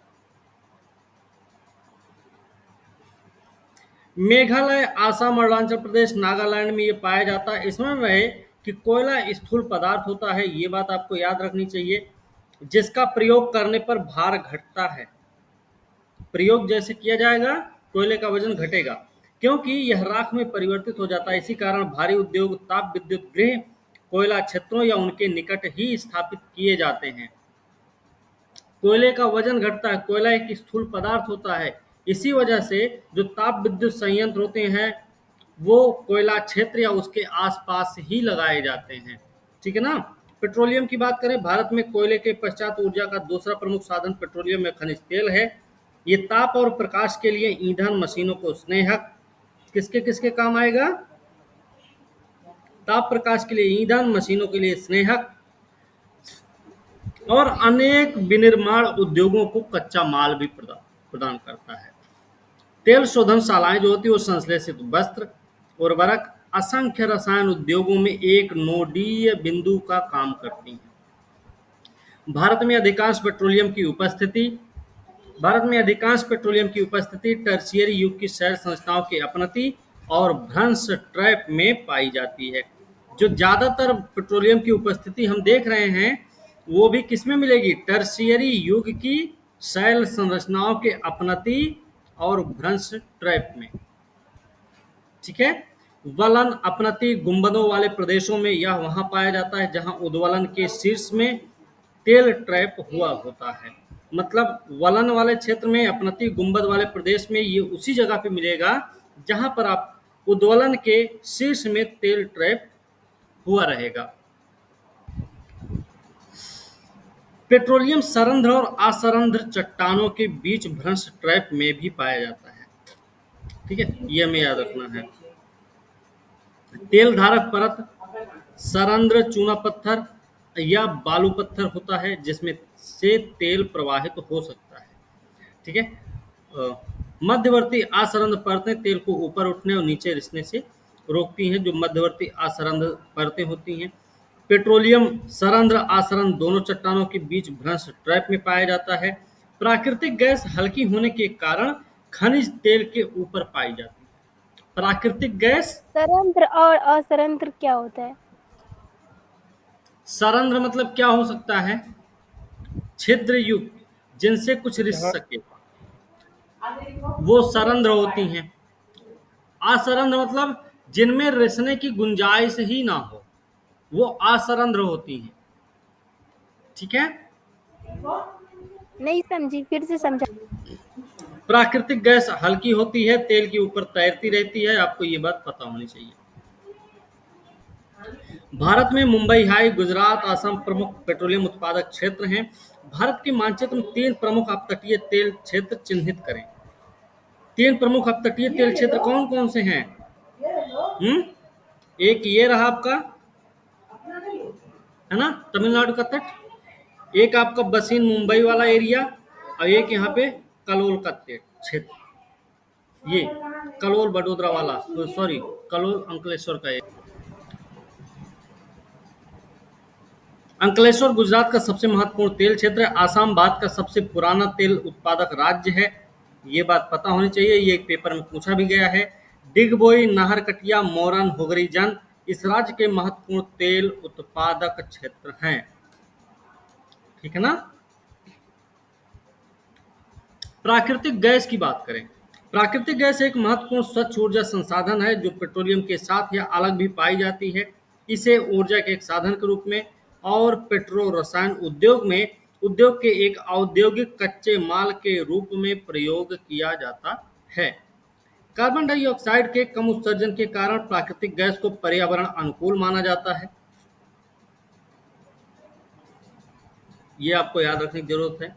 कार्बन डाइऑक्साइड के कम उत्सर्जन के कारण प्राकृतिक गैस को पर्यावरण अनुकूल माना जाता है, इसलिए वर्तमान शताब्दी का ईंधन है ये। कृष्णा गोदावरी नदी बेसिन में प्राकृतिक गैस के विशाल भंडार खोजे गए हैं। ये जो आपको विशाल भंडार दिख रहा है, ये वाला, ये कहाँ पे दिख रहा है? ये यही अपना है, ठीक है, कृष्णा गोदावरी बेसिन में प्राकृतिक गैस के विशाल भंडार पश्चिमी तट के साथ मुंबई हाई सन्निध क्षेत्रों को खंभात की खाड़ी में पाए जाने वाले तेल क्षेत्र संपूरित करते हैं। अंडमान निकोबार द्वीप समूह भी महत्वपूर्ण क्षेत्र है जहां प्राकृतिक गैस के विशाल भंडार पाए जाते हैं, ठीक है ना। 1700 किलोमीटर लंबी Hazira Vijaypur Jagdishpur gas pipeline Mumbai high और बसीन मुंबई हाई और बसीन को पश्चिमी तथा उत्तरी भारत के उर्वरक, विद्युत तथा अन्य औद्योगिक क्षेत्रों से जोड़ती है। किससे जोड़ रही भाई? उर्वरक संयंत्र से, विद्युत संयंत्र से और जो औद्योगिक क्षेत्र हैं उन सब से जोड़ती है, पश्चिमी क्षेत्र से उत्तरी भारत में, ठीक है। इस धमनी से भारत के गैस उत्पादन को संवेग मिला। ऊर्जा उर्वरक उद्योग प्राकृतिक गैस के प्रमुख प्रयोक्ता हैं। गाड़ियों में तरल ईंधन का संपीड़ित प्राकृतिक गैस से प्रतिस्थापन देश में लोकप्रिय हो रहा है। आधुनिक विद्युत की बात करें, आधुनिक विश्व में विद्युत के अनुप्रयोग इतने ज्यादा विस्तृत हैं कि इसके प्रति व्यक्ति उपभोग को विकास का सूचकांक माना जाता है आज के समय में, ठीक है। मतलब एक स्टेटमेंट और असर्शन भी बन सकता, कथन और कारण भी बन सकता है। कथन बन सकता है विद्युत के प्रति व्यक्ति उपभोग को मानव विकास का सूचकांक माना जाता है। कारण बन सकता है आज के समय में विद्युत के अनुप्रयोग बहुत ही व्यापक हो चुके हैं, तभी ना मानव विकास का सूचकांक का मापक माना जाने लग गया। नहीं विद्युत मुख्यतः दो प्रकार से उत्पन्न की जाती है। एक तो होती भाई प्रवाही जल से, जो हाइड्रो टरबाइन चलाकर जल विद्युत उत्पन्न करता है, और दूसरा अन्य ईंधन जैसे कोयला, पेट्रोलियम, प्राकृतिक गैस को जलाने से टरबाइन चलाकर उत्पन्न की जाती है। दो तरीके हुए। एक बार उत्पन्न हो जाने के बाद विद्युत एक जैसी ही हो जाती है। तेज बहते जल से जल विद्युत उत्पन्न की जाती है, जो एक नवीकरण योग्य संसाधन है। जल क्या है? जल विद्युत क्या है? एक नवीकरण योग्य संसाधन है। नवीकरण योग्य का मतलब है इसको पुनर्नवीनीकृत किया जा सकता है ना। भारत में अनेक बहुउद्देशीय परियोजनाएं जो विद्युत ऊर्जा उत्पन्न करती हैं, जैसे भाखड़ा नंगल है, दामोदर घाटी कॉरपोरेशन, कोपिली हाइडल परियोजना है। अब एक कोपिली हाइडल परियोजना कहाँ पे है ये आपको पता करना है। यहाँ पे देखिए आणविक और तापीय दिया गया है। यहाँ पे आणविक त्रिभुज से लाल त्रिभुज से दर्शाया गया है। तो लाल त्रिभुज देखिए कहाँ कहाँ नजर आ रहा है हम सबको। एक तो देखो कलपक्कम में नजर आ रहा है, आणविक है। कैगा कर्नाटक में है ना। तारापुर महाराष्ट्र में है। काकरापारा गुजरात में है। रावतभाटा राजस्थान में है। एमपी में नहीं दिख रहा कहीं ना। बाकी यूपी में अपने है नरोरा। बस इन्हीं जगहों पे नजर आ रहा है आणविक। तापीय वाला कहाँ पे है? तूतीकोरिन, नेवेली, इन्नौर, ये तीन कहाँ हैं? तमिलनाडु में है, ठीक है। इसके बाद विजयवाड़ा कहाँ दिख रहा है? आंध्र प्रदेश। कोट्टागुंडम, रामागुंडम, दोनों गुंडम कहाँ भाई? तो गुंडम, कोट्टागुंडम हो या रामागुंडम हो, गुंडम शब्द आए तो कहाँ जाएंगे? तेलंगाना में, तापीय संयंत्र में। अब उरण आपका कहाँ दिख रहा है? महाराष्ट्र। ट्राम्बे महाराष्ट्र, नासिक महाराष्ट्र, भुसावल महाराष्ट्र, कोरडी महाराष्ट्र, चंद्रपुर महाराष्ट्र, एक है परली, ये भी महाराष्ट्र में है, तापीय विद्युत संयंत्र है। गुजरात का तापीय विद्युत संयंत्र उकई उकई है, अहमदाबाद है, वानकबाड़ी है, ध्रुवरन है, साबरमती है, गांधीनगर है।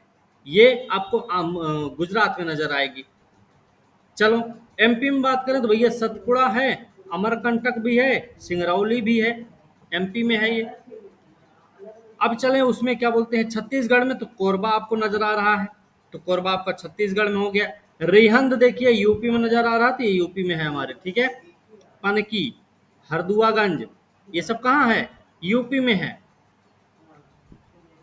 वैसे यूपी में टांडा भी है अपना, है ना, एनटीपीसी, ठीक है। फरीदाबाद देखो हरियाणा में है, दिल्ली तो अपना है ही है भाई। बिहार में बरौनी एक है, झारखंड में चंद्रपुरा। पश्चिम बंगाल में देखें तो संथालडीह, दुर्गापुर, कोलकाता, 3 नजर आ रहे हैं। तालचर आपका उड़ीसा में नजर आ रहा है, तापीय विद्युत संयंत्र। बोंगई गांव आसाम में है, और नाम रूप भी आपका आसाम में ही नजर आ रहा है। हो गया। इतने सारे तापीय विद्युत संयंत्र हैं जो अलग अलग राज्यों में उनके नाम दे दिए गए, ठीक है। चलिए, ताप विद्युत कोयला पेट्रोलियम प्राकृतिक गैस के प्रयोग से उत्पन्न होती है। ताप विद्युत कोयला, ताप जो है ना वो विद्युत कोयला पेट्रोलियम प्राकृतिक गैस के प्रयोग से उत्पन्न होती है, ताप विद्युत जो होता है, ठीक है। इसके लिए इन सब का यूज होता है। ताप विद्युत के लिए पेट्रोलियम, कोयला, प्राकृतिक गैस का यूज होता है। ताप विद्युत के लिए अनवीकरण योग्य जीवाश्मी ईंधन का प्रयोग कर विद्युत उत्पन्न करते हैं। जो ताप विद्युत गृह होते हैं किसका यूज करते हैं, अनवीकरण योग्य जीवाश्मी ईंधन का प्रयोग। गैर परंपरागत ऊर्जा के साधन, ये क्या भाई, ऊर्जा के बढ़ते उपभोग ने देश को कोयला, तेल, गैस जैसे जीवाश्मी ईंधनों पर अत्यधिक निर्भर कर दिया है। गैस और तेल की बढ़ती कीमतों, इनकी संभाव्य कमी ने भविष्य में ऊर्जा आपूर्ति की सुरक्षा के प्रति अनिश्चितताएं उत्पन्न कर दी। इसके राष्ट्रीय अर्थव्यवस्था की वृद्धि पर गंभीर प्रभाव पड़ते हैं। इसके अलावा जीवाश्मी ईंधनों का प्रयोग गंभीर पर्यावरणीय समस्याएं उत्पन्न करता है। जीवाश्मी ईंधन का प्रयोग क्या करता है, गंभीर पर्यावरणीय समस्या उत्पन्न करता है। इसलिए नवीकरण योग्य ऊर्जा संसाधन, नवीकरण योग्य ऊर्जा संसाधन कौन कौन से हैं, ये याद होना चाहिए। सौर ऊर्जा है, पवन ऊर्जा है, ज्वारीय ऊर्जा है, जैविक ऊर्जा है, अवशिष्ट ऊर्जा है। भारत धूप, जल, जीव भार साधनों में समृद्ध है। भारत में नवीकरण योग्य ऊर्जा संसाधनों के विकास के लिए बृहत कार्यक्रम भी बनाए गए हैं। परमाणु अथवा आणविक ऊर्जा, परमाणु अथवा आणविक ऊर्जा अणुओं की संरचना को बदलने से प्राप्त होती है। जब ऐसा परिवर्तन किया जाता है तो ऊष्मा के रूप में काफी ऊर्जा विमुक्त होती है और इसका उपयोग विद्युत ऊर्जा उत्पन्न करने में किया जाता है, ठीक है ना। यूरेनियम और थोरियम जो झारखंड, राजस्थान की अरावली पर्वत श्रृंखला में पाए जाते हैं, ये याद रखने का जरूरत है, का प्रयोग परमाणु या आणविक ऊर्जा के उत्पादन में किया जाता है। केरल में मिलने वाली मोनाजाइट रेत में भी थोरियम की मात्रा पाई जाती है, ये पेपर में पूछा गया है, ठीक है। बात करेंगे सौर ऊर्जा, ठीक है। भारत एक उष्णकटिबंधीय देश है, यहाँ सौर ऊर्जा के दोहन की असीम संभावनाएं हैं। भारत में सौर ऊर्जा के दोहन की असीम संभावनाएं इसलिए हैं क्योंकि भारत एक उष्णकटिबंधीय देश है, ठीक है। फोटोवोल्टेइक प्रौद्योगिकी द्वारा धूप को सीधे विद्युत में परिवर्तित किया जाता है, ये इंपॉर्टेंट है। भारत के ग्रामीण और सुदूर क्षेत्रों में सौर ऊर्जा तेजी से लोकप्रिय हो रही है। कुछ बड़े सौर ऊर्जा संयंत्र देश के विभिन्न भागों में स्थापित किए जा रहे हैं। ऐसी अपेक्षा है कि सौर ऊर्जा के प्रयोग से ग्रामीण घरों में उपलों, लकड़ी पर निर्भरता को न्यूनतम किया जा सकेगा। फलस्वरूप ये पर्यावरण संरक्षण में योगदान देगा और कृषि में भी खाद्य की पर्याप्त आपूर्ति भी होगी। थोड़ा सा याद रखो ये सब चीज। पवन ऊर्जा, भारत में पवन ऊर्जा के उत्पादन की महान संभावना है। भारत में पवन ऊर्जा फार्म के विशालतम पेटी तमिलनाडु में नागरकोइल से मदुरई तक अवस्थित है। इसके अलावा आंध्र प्रदेश, कर्नाटक, गुजरात, केरल, महाराष्ट्र, लक्षद्वीप में भी महत्वपूर्ण पवन ऊर्जा फार्म हैं। नागरकोइल और जैसलमेर देश में पवन ऊर्जा के प्रभावी प्रयोग के लिए जाने जाते हैं। नागरकोइल और जैसलमेर, नागरकोइल कहाँ पे दिख रहा है? तमिलनाडु में, है ना? और जैसलमेर जैसलमेर में है, जैसलमेर मतलब राजस्थान में है। अच्छा। ये देख रहे हो ना? ऐसा कभी आपने ट्रेन से सफर करते हुए देखा है? मैं देखे सर मैंने देखा में देखे हलक हलक गई हो तो अभी तुम ना वहाँ पे जबलपुर बोल रही थी जा रहे हैं। जबलपुर में, ये सर रास्ते में जबलपुर देखा जाते था। समय रास्ते में आपने बहुत देखा होगा, बहुत सारा देखा होगा, हाँ सर देखे थे। ठीक है ना? बायोगैस ग्रामीण इलाकों में झाड़ियों, कृषि अपशिष्ट, पशुओं, मानव जनित अपशिष्ट के उपयोग से घरेलू उपभोग हेतु बायोगैस उत्पन्न की जाती है, ठीक है, इनकी मदद से। जैविक पदार्थों के अपघटन से गैस उत्पन्न होती है जिसकी तापीय सक्षमता मिट्टी के तेल, उपले, चारकोल की अपेक्षा अधिक होती है। बायोगैस संयंत्र नगर पालिका, सहकारिता, निजी स्तर पर लगाए जाते हैं, ये हमको पता होना चाहिए। पशुओं का गोबर प्रयोग करने वाले संयंत्र ग्रामीण भारत में गोबर गैस प्लांट के नाम से जाने जाते हैं। ये किसानों को दो प्रकार से लाभान्वित करते हैं। वो दो प्रकार कौन से हैं? एक तो ऊर्जा के रूप में और दूसरा उन्नत प्रकार के उर्वरक के रूप में, है ना? बायोगैस अब तक पशुओं के गोबर का प्रयोग करने में सबसे दक्ष है। यह उर्वरक की गुणवत्ता को बढ़ाता है, उपलों और लकड़ी को जलाने से होने वाले वृक्षों के नुकसान को रोकता भी है। ज्वारीय ऊर्जा, महासागरीय तरंगों का प्रयोग विद्युत उत्पादन के लिए किया जा सकता है। सकरी खाड़ी के आर पार बाढ़ द्वार बनाकर बांध बनाए जाते हैं। सकरी खाड़ी के आर पार बांध बनाए जाते हैं। उच्च ज्वार में इस सकरी खाड़ी नुमा प्रवेश द्वार से पानी भीतर में भर जाता है और द्वार बंद होने पर बांध में ही रह जाता है। बाढ़ द्वार के बाहर ज्वार उतरने पर बांध के पानी को इसी रास्ते पाइप द्वारा समुद्र की तरफ बहाया जाता है, ठीक है, जो इसे ऊर्जा उत्पादक टरबाइन की ओर ले जाता है। भारत में खंभात की खाड़ी में ये चीज देखने को मिल सकती है, कच्छ की खाड़ी में देखने को मिल सकती है, ठीक है। तो खंभात की खाड़ी, कच्छ की खाड़ी, पश्चिमी तट पर गुजरात में, पश्चिम बंगाल में सुंदरवन क्षेत्र में, गंगा के डेल्टा में ज्वारीय तरंगों द्वारा ऊर्जा उत्पन्न करने की आदर्श दशाएं उपस्थित हैं। तो कई बार ये भी पूछा जा सकता है, ज्वारीय तरंगों द्वारा ऊर्जा उत्पन्न करने की आदर्श दशाएं भारत में कहाँ-कहाँ देखने को मिल सकती हैं, कौन-कौन से क्षेत्र में देखने को मिल सकती है, तो आपको पता होना चाहिए। भूतापीय ऊर्जा क्या होती भाई?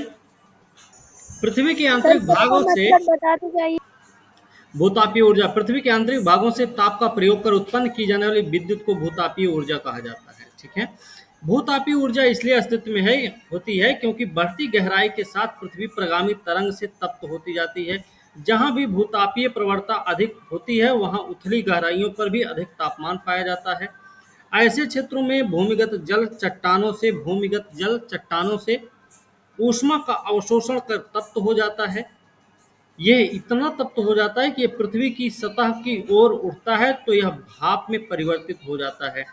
इसी भाप का उपयोग टरबाइन को चलाने, विद्युत उत्पन्न करने के लिए किया जाता है। ऐसे कुछ क्षेत्र भी भारत में पाए जाते हैं, उनके नाम में एक हिमाचल प्रदेश में, उड़ीसा में, ऐसे ऐसी जगह पे देखने को मिलते हैं। और ज़्यादातर भूतापीय ऊर्जा आपको कहाँ पर देखने को मिलेगी? पहाड़ी क्षेत्र में, है ना? इतना तप्त हो जाता है पृथ्वी की सतह पर ऊपर आता है। इसी भाप का उपयोग टरबाइन चलाने, विद्युत उत्पन्न करने के लिए किया जाता है। भारत में सैकड़ों गर्म पानी के चश्मे हैं, चश्मा बोल रहे हैं, जिनका विद्युत उत्पादन में प्रयोग होता है। भूतापीय ऊर्जा के दोहन के लिए भारत में 2 प्रायोगिक परियोजनाएं शुरू हुई हैं। एक कहाँ हिमाचल प्रदेश में है, मणिकरण के निकट पार्वती घाटी में, दूसरी लद्दाख में है, पूगा घाटी में, ठीक है।